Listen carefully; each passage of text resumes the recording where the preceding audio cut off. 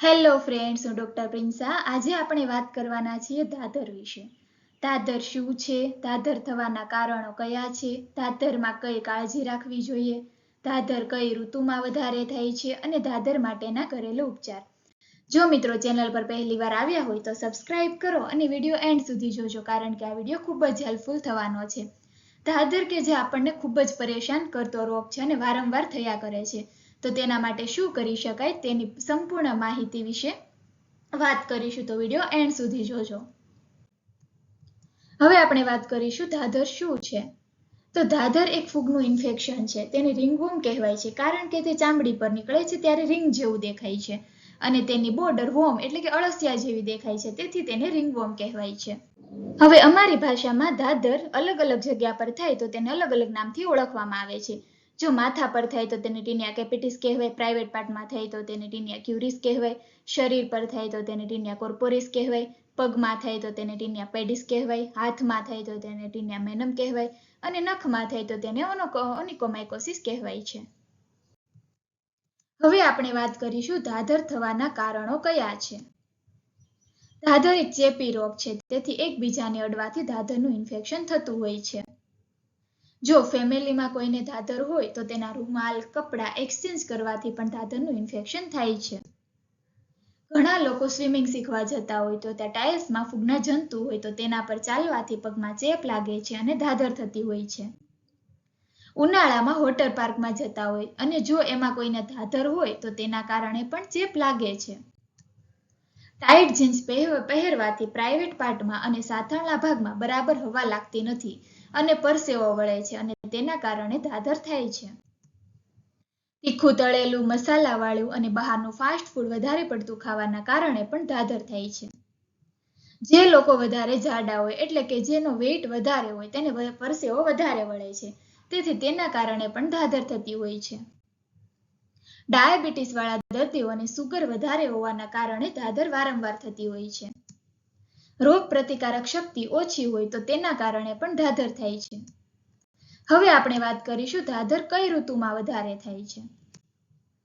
ધાધર ઉનાળામાં વધારે ગરમીના કારણે વધારે પરસેવો વળે છે અને તેના કારણે ધાધર થાય છે અને ચોમાસામાં પણ વધારે ધાધર થાય છે, કારણ કે બહાર વરસાદના કારણે કપડાં ભીના થતા હોય તો તેના કારણે પણ ધાધર વધારે થાય છે.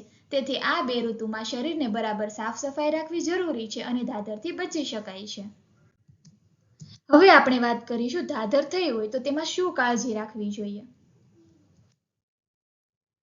કપડાને ગરમ પાણીમાં ધોવા અને તેમાં 2-3 ઢાંકણા સેવલોનના નાખવા અને કપડાને અલગથી ધોવા, જેથી ઘરમાં બીજા કોઈને ધાધરનો ચેપ ના લાગે, અને પછી કપડાં ધોઈને તેને તડકામાં સૂકવી દેવા અને દિવસમાં 2 વખત ઠંડા પાણીથી સ્નાન કરવું જોઈએ.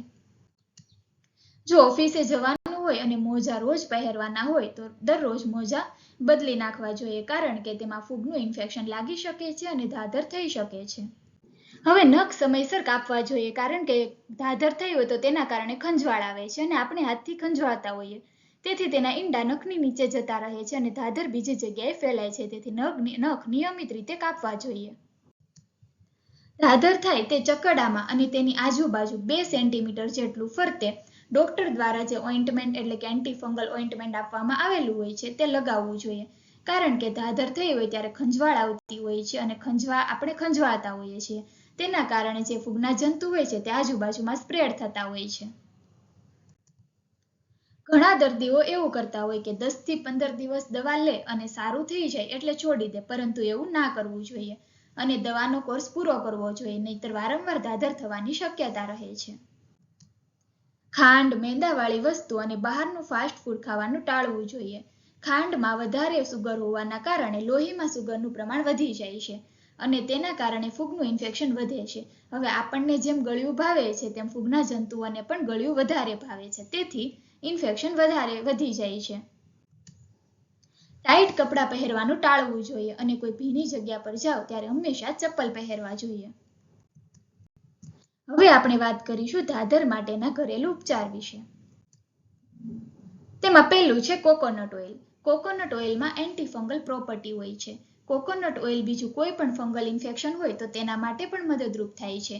કોકોનટ ઓઇલને દિવસમાં 2 થી 3 વખત લગાવવું જોઈએ. તેનાથી ખંજવાળ અને સ્કિન ડ્રાય થઈ ગઈ હોય તો તેમાં પણ રાહત મળે છે.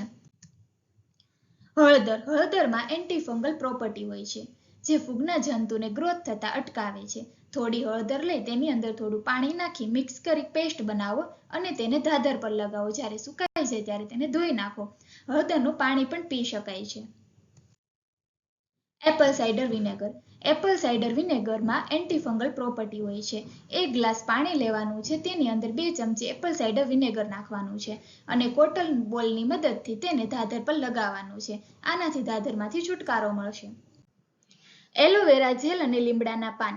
એલોવેરા જેલની અંદર જે વ્હાઇટ જેલ હોય છે તે કાઢવું અને 2 ચમચી લેવું અને લીમડાના 10 થી 15 જેટલા પાંદડા લેવા. હવે તેની એક પેસ્ટ બનાવવાની છે અને દિવસમાં 3 થી 4 વખત જ્યાં ધાધર થઈ હોય ત્યાં લગાવવાની છે અને 10 થી 15 મિનિટ રહેવા દેવાની છે. પછી તેને ઉફાળા પાણીથી ધોઈ નાખવાની છે. હવે મેડિકલ ટ્રીટમેન્ટ કે જે તમારા ડોક્ટર દ્વારા કરવામાં આવતી હોય છે, તો તેમાં તમને ડોક્ટર એન્ટીફંગલ દવા, એન્ટીફંગલ પાવડર, એન્ટીફંગલ ઓઇન્ટમેન્ટ અને એન્ટીફંગલ સાબુ આપતા હોય છે. હવે આપણે આગળ જોયું તે પ્રમાણે દવાનો કોર્સ પૂરો કરવો જોઈએ, નહીંતર વારંવાર ધાધર થવાની શક્યતા રહે છે. જો મિત્રો વિડીયો ગમે તો લાઈક કરો અને શેર કરો. Thank you.